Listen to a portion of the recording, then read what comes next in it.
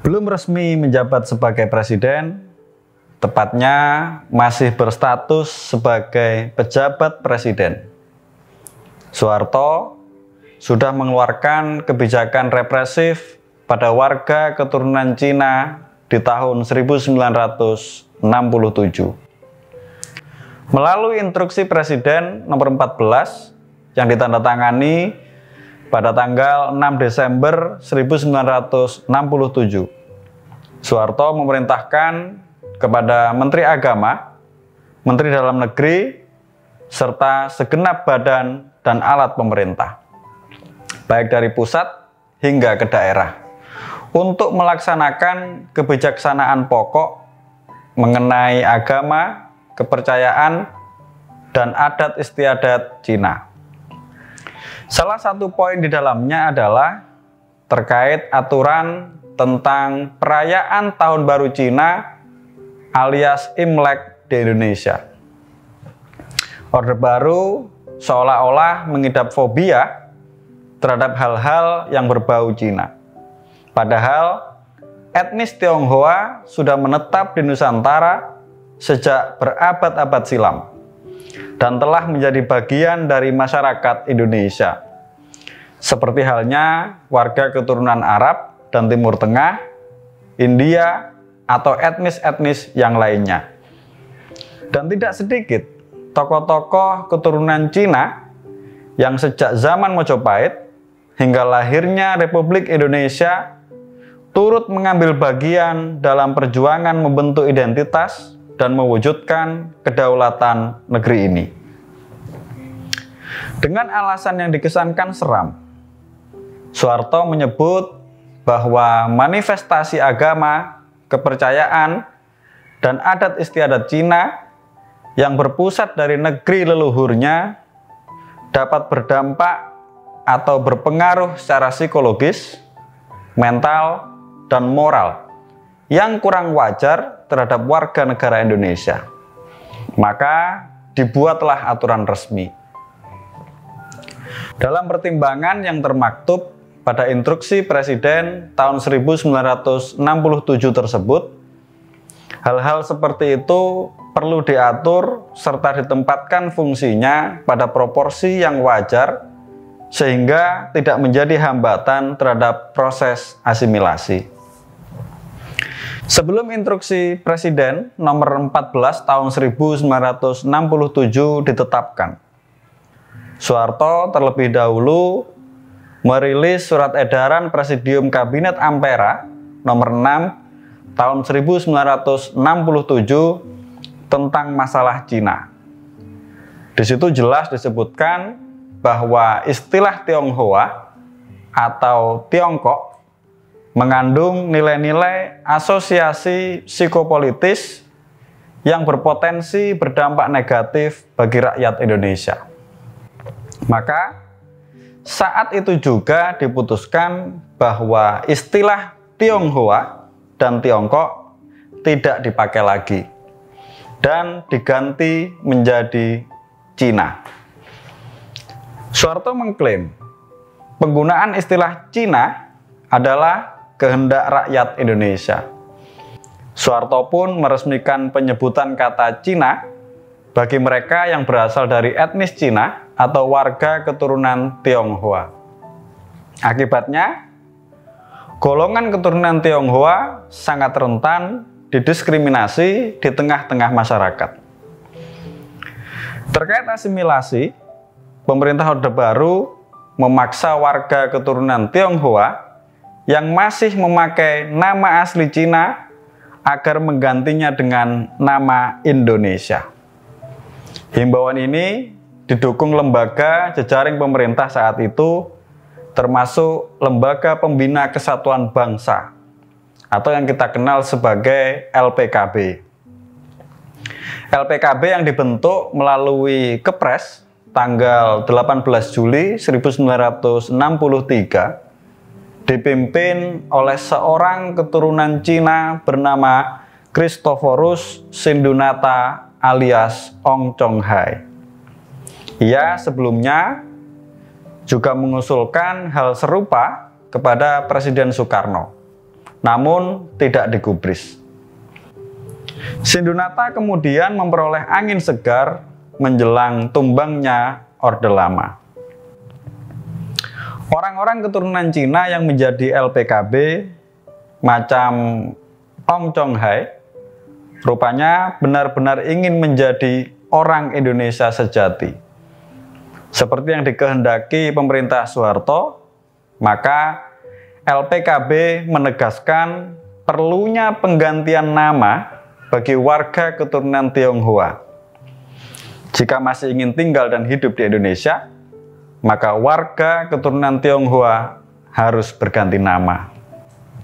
Bahkan dengan lebih ekstrim, LPKB menyatakan bahwa tujuan penggantian nama itu agar warga keturunan Tionghoa di Indonesia melupakan asal-usulnya.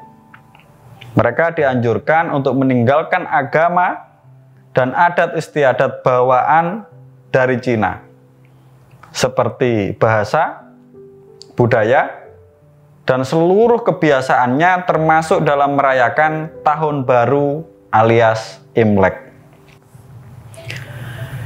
Soeharto memang tidak serta-merta melarang perayaan Imlek bagi warga keturunan Tionghoa di Indonesia. Dalam Inpres tahun 1967, tercantum poin yang menyatakan bahwa perayaan-perayaan pesta agama dan adat istiadat Cina dilakukan secara tidak mencolok di depan umum, melainkan dilakukan dalam lingkungan keluarga.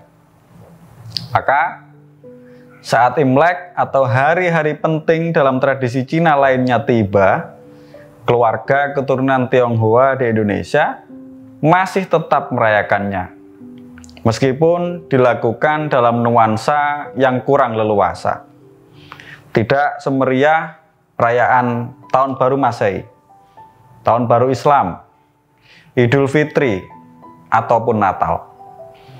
Mungkin karena faktor ini yang menyebabkan keturunan Tionghoa di Indonesia kerap dikesankan eksklusif dan mementingkan kelompoknya sendiri. Tak hanya perayaan Imlek saja yang dibatasi, nyaris semua hal yang berkaitan dengan budaya Tionghoa juga tidak mendapatkan tempat leluasa selama rezim Orde Baru berkuasa. Misalnya, pertunjukan barongsai, atau bahkan pemakaian istilah khas Cina, seperti pemakaian kata Imlek untuk menyebut Tahun Baru Cina. Kata Imlek lazim hanya digunakan di Indonesia.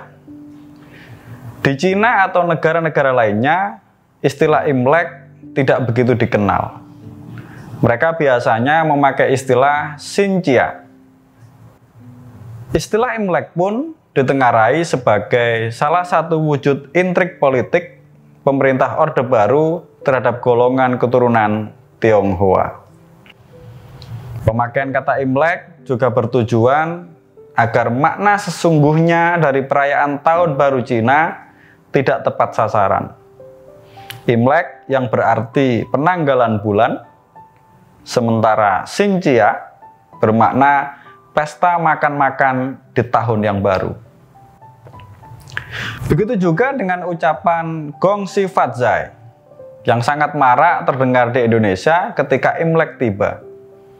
Gongxi Fadzai sebenarnya mengikuti budaya Hong Kong, bukan budaya Cina alias Tiongkok. Ungkapan tersebut juga bukan kata-kata selamat yang biasa diucapkan dalam perayaan Tahun Baru di Cina atau di negara-negara lain. Gongxi Fadzai artinya selamat dan semoga semakin tambah harta. Istilah ini mengadopsi dari Hong Kong. Mungkin bagi Orde Baru, istilah ini diperbolehkan karena Hong Kong tidak mewakili negara Cina, tetapi lebih sebagai koloni Inggris. Ucapan yang lebih tepat untuk perayaan Tahun Baru Cina adalah Gongxi Xinnian Wan Shi Ruyi, yang artinya selamat tahun baru, Semoga segala urusan berjalan lancar. Instruksi Presiden Soeharto nomor 14 tahun 1967 yang membelenggu masyarakat keturunan Tionghoa akhirnya dicabut pada era Presiden Abdurrahman Wahid alias Gus Dur.